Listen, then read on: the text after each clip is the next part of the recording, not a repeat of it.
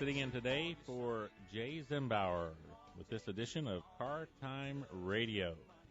Now, I always lead into these shows, and I've been here a few times, and tell you that I am a lubrication expert, not an ASE certified mechanic.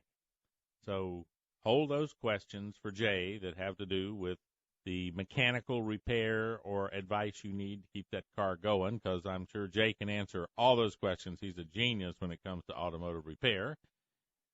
But today, I'll entertain questions concerning engine oil, transmission oil, gear lubes, fuel additives, transmission fluids, you name it, and all these lubrications. If you can lube the car with it, I'll take a question on it. Also, your lawnmower, your outboard motor, your motorcycle, your diesel truck, your four-stroke, any kind of, recreational equipment. We'll talk about any of those and lubricating them, but not the repair of them, please. That would be, it'd be an embarrassing show when I tried to become a mechanic, so that wouldn't work out. Now, the numbers here, 407-674-1025, or toll-free, 855-545-1025. And let's talk about oil, get some questions answered, and try to give you guys some good advice. And for some reason, I'm kind of sounding like a frog, so that's okay. Frogs have to have a life also, so if I sound too much like a frog, just bear with me. I am going to talk some today in between phone calls about synthetic oil versus petroleum. Why in the world do we need something like synthetic oil? We've gotten by on petroleum oil for basically 100 years. Why do we need to go to anything like synthetic? What's it all about? Is it really worth the money? Is it important to do it? And I'd like to make sure I get around to telling you a little bit about the fact that there are real differences between gasoline engine oils, diesel engine oils, motorcycle oils, marine oil, and that it does make a difference on which one of those that you get. You might even get a little bit of time to talk about the differences between the oils that are suitable for older engines with the flat tappet valve system versus the newer roller cams and so forth. So those are some of the things I'll try to get to and talk about in between phone calls. But, hey, I want your phone calls, and I got the first one here from Jeff in Orlando. What can I do for you, Jeff? Well, it so happens I just rebuilt a Chevrolet flat tappet engine, and I'm real confused on what kind of oil I should be running in that. I know it's different oil now on these newer engines, but just what do I need to do? Well, here's the first thing. When you rebuild those kind of systems, and I would tell you that you would need a break-in oil. I don't know if you've already got her on the road or you're running it or what's going on, but if you haven't, there are some oils that are purely break-in oils designed that you'll get the right wear during the break-in and do things correct. Have you already put the engine back on the road, or are you just getting ready to, or how's it going? Well, I just did break it in. It's got everything in the motor's brand new, and I used the manufacturer's break-in oil for the cam and lifters. Good, so good. I've gotten that part finally, but now I'm ready to hit the road, I guess. Okay, that's good. Now, how many miles are on the engine? Well, really done. I mean, we broke the cam in, and that's it. Okay, all right. Because the reason I asked that is because, there is some school of thought that you should probably run a high-grade petroleum in it for about at least 1,000 miles before you shift it over, just to make sure that all the rings are seated. But if you used the break-in oil, you should have seated the rings, and while you also took care of the camshaft. So that should be all done. And if it is, you're going to move now to, you need something that has a sufficient concentration of zinc and phosphorus in it to provide the kind of protection that was designed in to that cam system. And that doesn't exist in the new SM or SN rated gasoline engine oils. They are limited by the Environmental Protection Agency to no more than 800 parts per million zinc and phosphorus by law. So if you go over to any parts store and you buy the latest and greatest 10W30 or 5W30. It's just not going to have enough zinc and phosphorus to really, in my opinion, do the protection that I would like in my vehicle or my engine of the same type. So you're going to look for something that has enough zinc and phosphorus, somewhere around the 1,200 parts per million. And so how do you know that and how do you find it? It's really tough. Used to, I would tell you that you could just go buy a good quality heavy-duty diesel oil and it would have it. But with the new CJ4 rated heavy-duty diesel oils, they're also limited to 800 parts per million in zinc and phosphorus, so that doesn't make it. So there are companies, one of them, the one I'm associated with, Amsoil Synthetics, that makes what they call a Z-Rod oil. That's the name they use for it. It's designed specifically for muscle cars and cars that have the solid lifters and the flat tappets, and so it's got 1,200 or more, sometimes 1,300, somewhere in that range, parts per million of zinc and phosphorus. You can find other specialty oils, but that's basically what you're having to look for. You're having to go online and look for oils that will give you a technical data sheet that shows that they have high levels of zinc and phosphorus. And if they do, they won't be rated with anything higher than an SL gasoline rating, because SM was the first point at which the EPA required the reduction. Now, they do that out of a concern that we're going to poison catalytic converters and ruin them, and that's their method of protection. However, that's highly dependent upon the volatility rating of the oil that you put the zinc and phosphorus in, and if you use the high-performance synthetic like the Amsoil-based stocks, the volatility was so low we would never do any poisoning any catalytic converters. But they allow petroleum oils with such high volatility ratings on the market that they have as high as 24-25% vaporization rates, and they could carry over all kinds of stuff into it. So they limited the whole industry based on those lousy oils that have in my view, the volatility rating shouldn't even be allowed that high, but they do. So then they had to limit the zinc and phosphorus because they allow the crappy oil, and so, there you have it. So you're going to need to look for one. I can tell you that Amsoil makes one. There are probably some petroleum-based ones out there. It's just one of the things that it's a specialty kind of oil, so you're going to have to look in go online and look in hot rod sites and so forth, and you'll find on some of the forums people talking about it. Yeah. Well, I'm glad I called because somebody told me to use diesel oil, and you're saying that's not a good idea. Well, it was up until the CJ4 rating, and there are, if you could find an actual remaining CI4 plus heavy-duty diesel oil, it would have high, 1,200-1,300 parts per million zinc and phosphorus. But since they required CJ4 oil about 6 years ago, most of the CI4 plus has disappeared, and all you can find is the CJ4, and they use the term that it's backward compatible, that it will replace the CI4. Yes, it will replace it. It's kind of like I can put a 40,000-mile radio on my car where I had an 80,000-mile radio. So, yes, it will replace it. It just doesn't do the same function of what it's replacing. Yeah. Well, I think the Z-Rod sounds good. Amsoil's a good product. So yeah, if you want to check on, you can find out some information about that. I have a website. It's lubedepot.com here for the local area, and you can find that on the internet and find some information. And you can also contact me away from the radio station, and we'll send you some info. Okay. Well, I appreciate it. All right, good question, folks, and that's what this show's all about.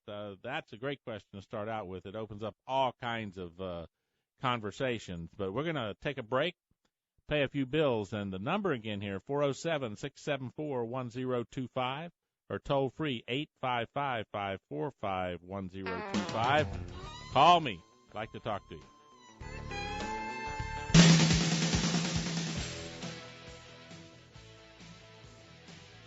And welcome back to Car Time Radio. Dan Watson sitting in here today for Jay Zimbauer. He'll be back next week. And I have sort of a repeat performance here once a month coming in. I'm enjoying it, taking your calls about lubrication because that's my specialty. I'm not an ASE certified mechanic, and I'd enjoy talking to you about anything to do with lubrication. We had a great question in the first segment talking about the need to use a special type of oil when you're driving around in a vehicle that has solid lifters, flat tappet camshaft systems that go back into the 70s, the 60s, even into the 80s for what we used to call muscle cars. Might have a 327, 390 Ford, 396, 427, big engines, even some 283 small blocks and 305s, and might have a 440 Magnum, a 426, I think it was, 426 Hemi. So all those, lots of those vehicles, not every one, but lots of those vehicles had the camshafts and the systems that need high zinc and phosphorus. And so you need to make sure you have the right oil to protect those if you've got it. And by the way, it comes up off and on. You need to be special if you're riding around out there on your outstanding hog, too, your Harley or big Honda Goldwing or your Indian or Victory motorcycle, because you can't run automotive oil in those motorcycles and get the protection that you need, because many of those motorcycles are in the same category where they need high zinc and phosphorus rated oils in order to give the right protection. And if you use some of these automotive oils that are quite weak in zinc and phosphorus, you're just not going to get the protection you need. So, you know, you got to buy motorcycle oil, legitimate motorcycle oil for motorcycles. And the same thing goes if you're operating your wonderful inboard-outboard marine engine. If you try to run a regular automotive oil, you would think, you say, well, that's that's just a V6 General Motors engine sitting in there in my boat. Why can't I just run 5W30 from the big box store? Well, because that marine engine is designed that you push that throttle and you bring it up to 4,500, 5,000 RPM, and you run it at that rate for the next 30 or 45 minutes. It's designed to do that. It's got what's called a marinized cam in it, which allows it to run at high RPM for a constant period. It is rare, if ever, that you're going to get your passenger car up to 5,000 RPM and hold it at 5,000 RPM for the next 30 or 45 minutes. In fact, I'm not sure many automotive engines would survive that very many times if you tried that. So you have to use the right oil for the marine engine. You got to use the right oil for a motorcycle.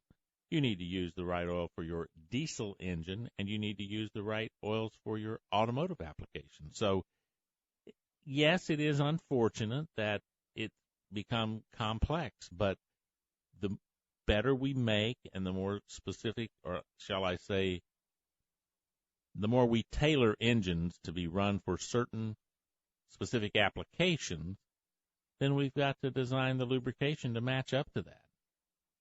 When that marine engine's running at 5,000 RPM steady, they've adjusted the cam. You'd think it would have a racing cam in it, because what it has to do is stay at that and function and keep that engine operating.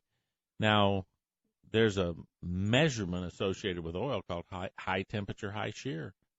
It's measured at high RPM and at high temperature.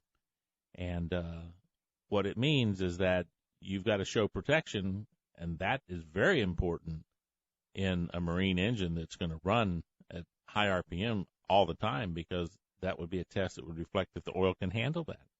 So different things that are important for different applications, and you as the consumer, you have to rely upon the fact that you can do a little due diligence of your own. The Internet's just absolutely chock full of good information about oils and lubrication. You can just take your time and Google away until you find all kinds of information. Now, if you listen to the radio show here and you want to ask some questions, it's another resource for you just to find out some things about the lubrication that goes in your vehicle. Now, I said when I started I was going to talk some about what's the difference between synthetic and petroleum. Well, quite frankly, it's an easy thing to specify because petroleum is natural hydrocarbon product, comes out of the ground. You clean the chunks out of it, you sift it, you clean it, and then you take it through a really cracking tower, okay, the refinery. And what you're doing there is you're using heat, temperature, and pressure, vacuums, in order to begin to separate out the different sizes of contaminated molecules that are within this hydrocarbon base. And it's a really wonderful process that these guys have developed, and they have improved it and worked on it ever since Drake hit his first oil well in Pennsylvania. So they've done a good job. They really clean up this petroleum-based oil these days to where it's a good product.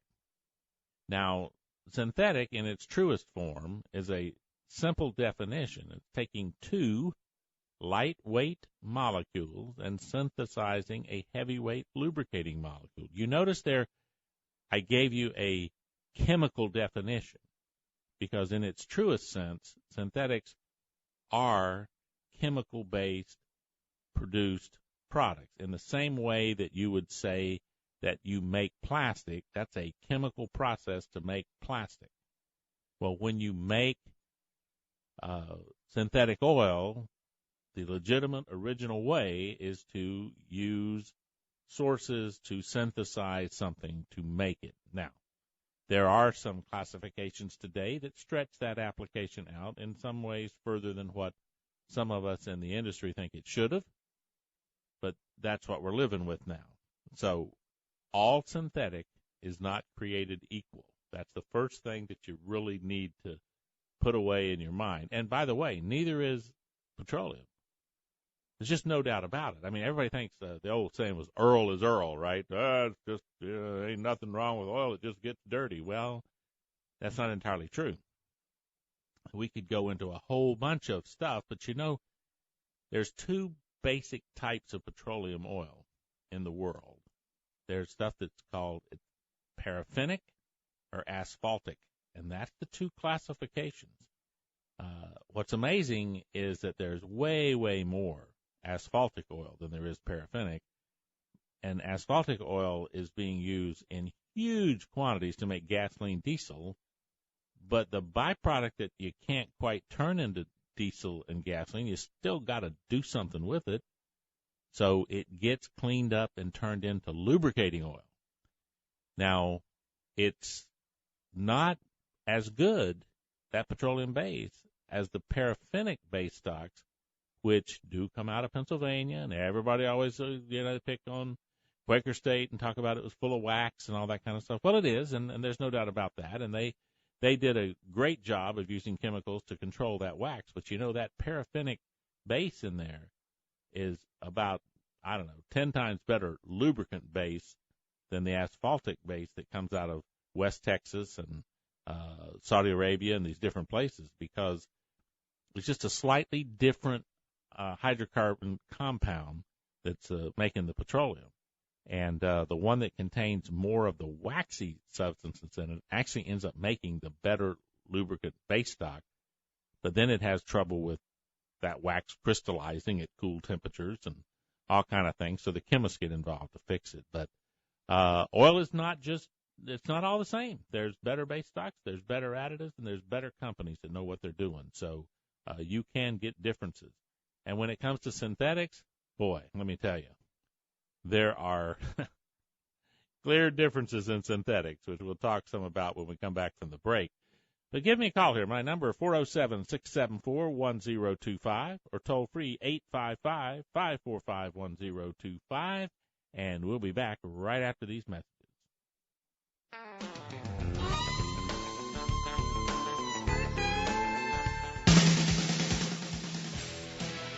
And welcome back to Car Time Radio. Dan Watson sitting in today for Jay Zimbauer. We're going to get right to Dennis. He's been so patient waiting.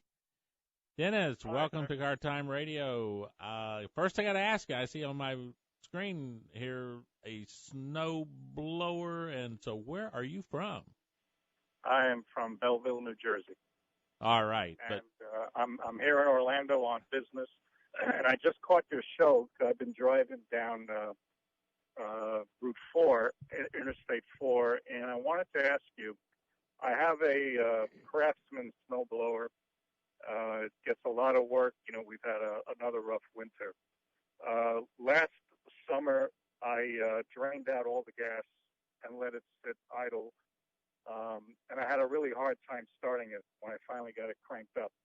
And I wanted to ask you, is it a better idea to drain out the gas and let it sit idle over the off season, or should I fill up the tank, leave it full, and put in a can of stable? Well, I tell you, I think you're better off with the stable, and here's why.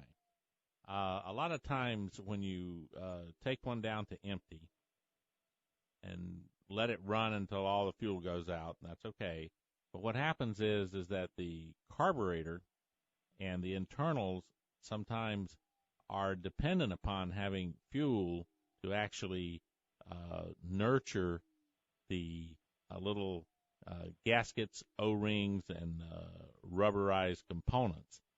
They're designed actually to use that fuel that's coming past them to keep them flexible and like they're supposed to be.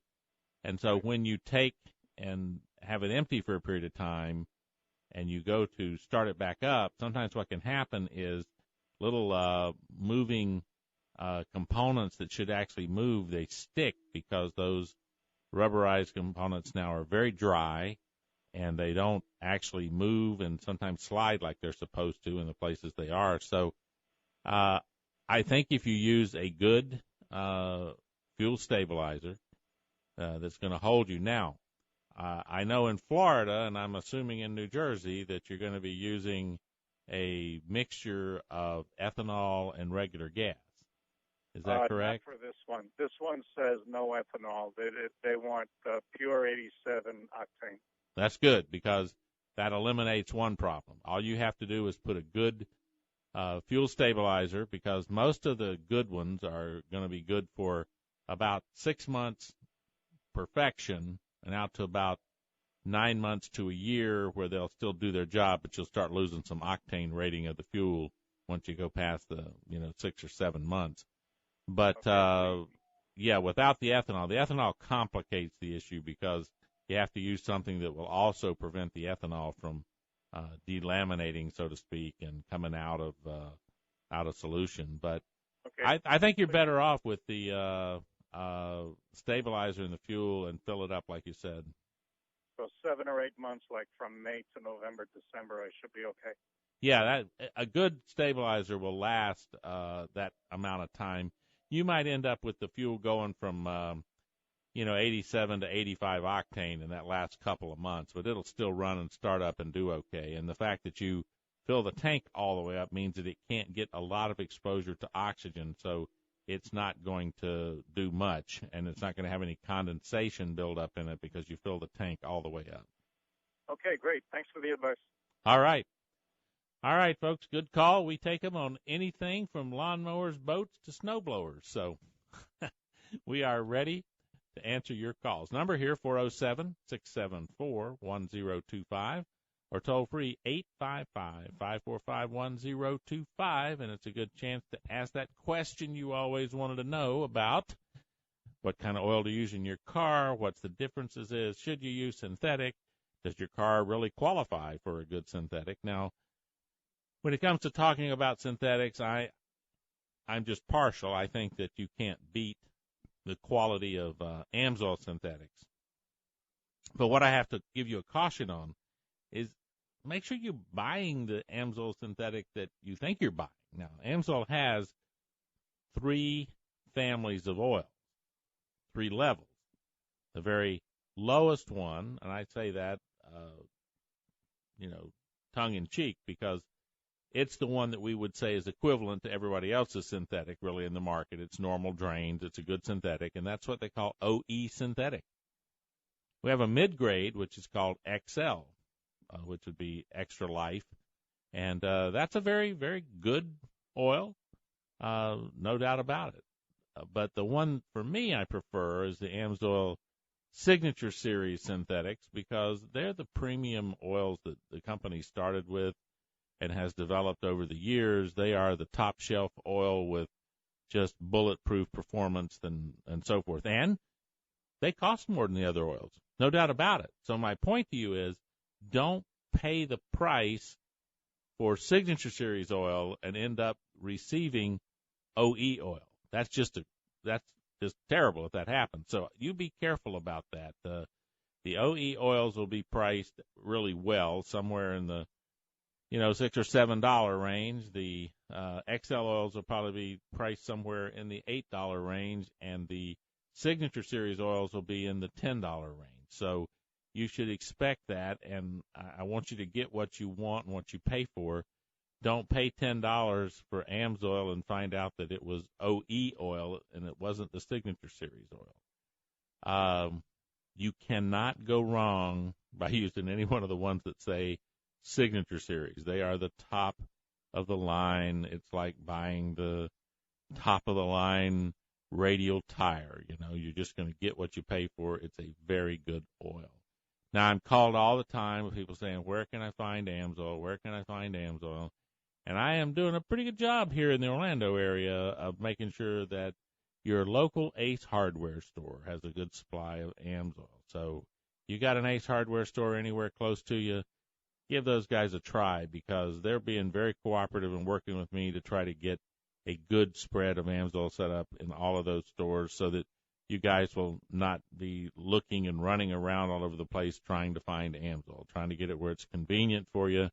And we certainly have a good spread of these Ace Hardware stores across Central Florida. So I'm working on that for you, and it's going pretty good. So if you're looking for Amsoil, check out your local Ace. Now, if you're looking for service where you want to get an oil change, and obviously there's Zimbauer's Automotive, but I also deal with and have a long history with the Action Gator Tire Group here in town with Amsoil synthetic products. They've been very good and partners in that for some years of having that available. So, hey, you can find an oil change in this town pretty straightforward with Amsoil. It's around, it's everywhere. Just look for the sign. Now, we were talking about synthetic versus petroleum, and I told you that petroleum oils were not all the same. Well, neither are synthetics, okay? And just briefly before we get to the next break, synthetic oils are divided up into groups and categories based upon their performance. And a lot of the synthetic oil you see in the marketplace today by many of the name brand competitors would fall into what the industry calls a Group 3 synthetic. Very good oil, very good oil. But again, the Amsoil Signature Series oils fall into the Group 4 category, which is a group that requires much higher performance than the Group 3, and it's a chemical-based oil with really highfalutin chemical names and all kinds of stuff. But, hey, it's a fantastic product, and that's a Group 4. Now, there are some things they call Group 5, but you just won't find a lot of that in automotive applications, but you might find it when you get on the next big jet airplane that you might have a Group 5 synthetic lubricating that gigantic combustion turbine out there taking you through the air. So, all right, so a little bit of information about synthetics. Give me a call here, 407-674-1025, or toll free 855-545-1025, and I'll try to answer your questions. We'll be back right after these breaks. And welcome back to Car Time Radio. Dan Watson sitting in tonight for Jay Zimbauer, taking your questions on lubrication, filtration, fuel additives. We talked about storing a snowblower in the off season, so we get into a little bit of everything here. Now, I wanted to give you sort of a good working analogy of synthetic versus petroleum oil, something that you can picture in your mind. And it's like this. Consider that cotton is one of the best natural fibers there is out there. I mean, I'd rather wear a cotton pair of jeans any day than a polyester outfit. So we all recognize that. We know what cotton is. Well, cotton is the natural product. Now, that would be similar to conventional or petroleum oil. That's the natural product. Now, if I go over here to Crystal River and get on my boat and head out and take my cotton line, put it on my fishing rod, and get out to one of those holes and hook onto that 200-pound grouper, that beautiful cotton line is going to snap in about 2 seconds because it may feel good, it may look good, I can dye it any color I want, I can comb it any way I want, but it is limited in its physical strength by the nature that produced it. I can't make it any better than what it comes. But if I pick up my other fishing rod, which has this almost invisible-looking thin piece of monofilament line that is a synthetic, that was manufactured as a synthetic, and I hook my grouper with that, I can at least fight him until he wears me out and I throw the rod overboard because I can't handle such a big fish.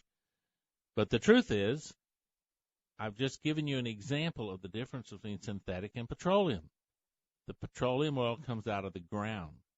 It is purified, cleaned, combed, and made as pretty as we want. We can even put a little dye in it and make it certain colors. And it can only be as good as its molecular structure was provided in nature that made it. But if I go over to the chemist and say, hey, can you guys make me some kind of lubricating product that would be superior to that petroleum? They go, sure we can. And they begin to tinker and do their thing as chemists, you know, all that magic they do. And they come out with this perfect liquid lubricating product that we call synthetic, which would be made and constructed with what they call uniform molecular structure and the things that I want in it. Now, this is the base stock I'm talking about that goes in the Amsoil Signature Series oils. And that chemical-based synthetic was first bounced on in about 1931 by Standard Oil here in the United States. So this is not something that they just cooked up in the basement last week. This stuff has been around, it's been understood, and there wasn't ways to make it in large enough quantities to ever be economical for automotive use. Now, it was turned out to be the only thing that could function in the combustion turbine engines that are jet engines running around up in the sky, because the inlet temperature on a jet engine that's at 30,000 feet can be minus 50 degrees, and yet the exhaust temperature can be 400 degrees. Now, they have one oil system lubricating the front bearing and lubricating the rear bearing, and you have to have an oil that can handle cold temperatures of minus 50 coming in and handle exhaust temperatures of 400. There's no petroleum oil that even comes in the vicinity of that range, so you use high performance Group 4, Group 5 synthetic base stocks for those applications. So this is a product which, by all lubrication fundamentals, lubrication engineers, chemists, that is head and shoulders above anything that you can refine and purify out of the ground. So the question is, can you make it economical for the automotive industry to use this? Because so far petroleum's been pretty cheap. Well, a couple things going on in that area. The cost to make petroleum products to meet our lubricating needs for cars has gone very much up over the past few years because the cars are being manufactured requiring higher performance lubricants. And the only way you can push those petroleum lubricants to those higher performance requirements is by doctoring up that oil base stock with different chemicals to try to overcome its weaknesses.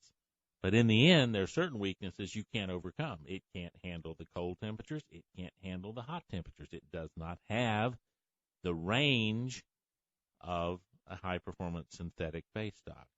So I wanted to clarify for people, because all the time you hear this stuff, well, synthetic, can it really be any better than petroleum? Well, can a radial tire be any better than a bias ply tire? Can a monofilament fishing line be any better than a cotton line? I mean, it's the same analogy. So we need to accept the fact that the technology is good. It's produced a fantastic lubricating product for us that in many ways can make the insides of these engines last 1,000,000 miles, and you can't even tell the difference of when they roll out of the showroom on the inside of the engine. Unfortunately, the rest of the car may be falling apart by the time you ever get to that stage. But super lubricating products. If you want to find out some more things about oil, go to my website, lubepage.com. The lubepage.com. Lots of information, and you can find me on YouTube. Just go to Dan Watson channel on YouTube and check it out. There's about 75 videos concerning oil and lubrication on YouTube, and I get calls on them all the time, all week long. People calling and asking questions because they viewed one of those. So I encourage you, take a little time. Oil's not that hard to understand, and it is the life of your automobile. So I'll be back in about a month, maybe. I never know when Jay's going to call me. Could be sooner. But until then, as always, keep rolling.